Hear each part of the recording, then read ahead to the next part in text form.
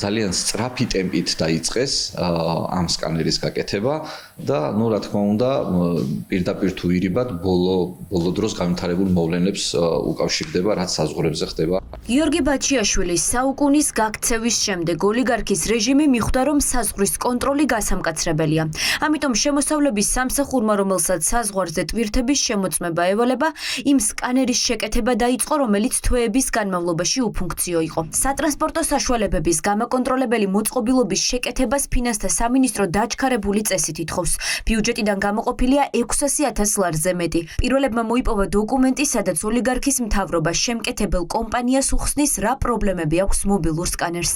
ამ სკანერის გამოყენების შემდეგ ავტომობილში არსებული ტვირთები ჩანს ძალიან ნათლად და კარგად, რომ მაგალითად ეგრეთ წოდებული ტვირთი, რომელიც კვეთს საქართველოს საზღვარს და შემოდის საქართველოში, ამ სკანერის საშუალებით ნებისმიერი უკანონო ტვირთის აღმოჩენის შესაძლებლობა აქვს ამ სკანერს.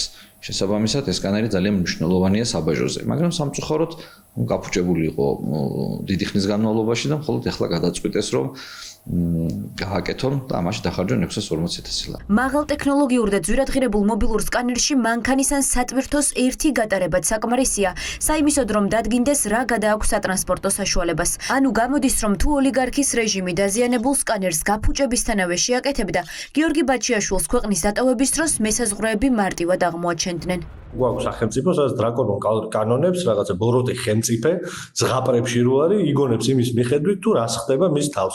ბაჩიაშვილი გაექცა, ახლა შემდეგი რო არ გაექცეს, ახალ რადარებს ყიდულობს ღია კონფლიქტში ვართ, გაყიდულ კონფლიქტში ვართ ჩვენს მეზობელთან.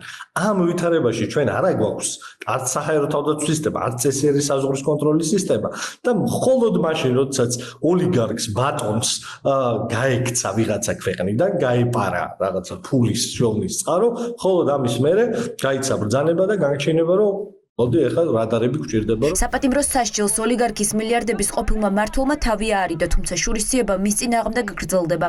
ამჯერად ბიძინა ივანიშვილი ცდილობს დაეპატრონოს ყველა უძრავ და მოძრავ ქონებას, რომელიც წლების განმავლობაში გიორგი ბაჩიაშვილმა და მისმა ოჯახის წევრებმა მოაგროვეს. საქალაქო სასამართლოში ბაჩიაშვილის წინააღმდეგ ახალი სამოქალაქო დავა იწყება, რომელსაც საფუძვლად ბიტკოინების საქმეზე გამამტყუნებელი განაჩენი უდევს.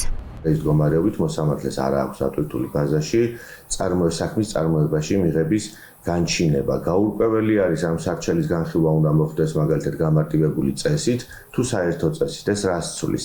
საერთო წესის შემთხვევაში კვლავ პრობლემა არის ხანდაზმულობის ვადებთან დაკავშირებით, ხოლო გამარტივებულად თუ მოხდება განხილვა, ასეთ შემთხვევაში აუცილებელია არსებობდეს კანონიერ ძალაში შესული საბოლოო გადაწყვეტილება, რაც დღეისათვის არ არსებობს, კარგად მოგეხსენებათ, მხოლოდ პირველი ინსტანციის გადაწყვეტილება. უკანონო შემოსავლების ლეგალიზებაში დამნაშავედ ცნობილი ბაჩიაშვილის ქონება წესით სახელმწიფოს საკუთრება უნდა გამხდარიყო.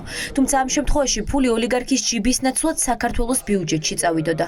სწორედ ამიტომ 10 მარტს სანქცირებული სასამართლოს გადაწყვეტილებით ბაჩიაშვილის და მისი მშობლების ყველა საკუთრებას ყადაღა მოეხსნა, რომლის დასაკუთრებასაც ახლა დაზარალებულად ცნობილი ოლიგარქი ცდილობს. როგორც წესი, თუ კი განაჩენი დგება აღნიშნული მუხლით, ანუ უკანონო შემოსავლის ლეგალიზებით, ავტომატურად 52 მუხლის საფუძველზე, როგორც წესი, ქონება ავტომატურად გადაირიცხება სახელმწიფო საკუთრებაში უსასყიდლოდ. განსხვავებულ პრაქტიკას მე სიმართლე გითხრათ, არც ერთ საქმეზე არ ვიცნობ და ამაზე არსებობს უზენაის სასამართლოს პრეცედენტული გადაწყვეტილებებით. პირველი კითხვა მე გამიჩნდა იმავე დღეს და თუ გახსოვთ მოსამართლესაც ვკითხე ამ განაჩენის გამოცხადების შემდეგ, გამოიყენეთ თუ არა ეს 52 მუხლი და არ გამომიყენებია. ანუ ასეთ შემთხვევაში სამოქალაქო სარჩელი აზრს დაკარგავდა. თუ კი ქონება ბიუჯეტის სასარგებლოდ იქნებოდა მიქცეული, მაშინ რა აზრი ექნებოდა სამოქალაქო დავას იმავე ქონებაზე. სპეცოპერაციაზე, რომელიც ოლიგარქმა მისი მილიარდების ყოფილ მმართველს სასამართლოს ხელით ჩაუტარა, ჯერჯერობით ივანიშვილის ადვოკატი დუმს. თემურ წიქვალძეს ახალი სამოქალაქო დავის შესახებ საჯარო განცხადება ამ დრომდე არ გაუკეთებია. გახდება თქვენთვის ცნობილი ყველაფერი და ჯერჯერობით ამაზე კომენტარს ვერ გავაკეთებ, არ ვარ ქვეყანაში ეხლა თან და მით უმეტეს. გიორგი ბაჩიაშვილის წინააღმდეგ ახალ სამოქალაქო დავაზე განხილვას სასამართლო მომავალ კვირას დაიწყებს. ამის პარალელურად თანაინვესტირების ფონდის ყოფილი ხელმძღვანელის წინააღმდეგ სისხლის სამართლის 2 საქმეა აღძრული, მტკვარი ჰესის და საზღვრის უკანონო კვეთის შესახებ.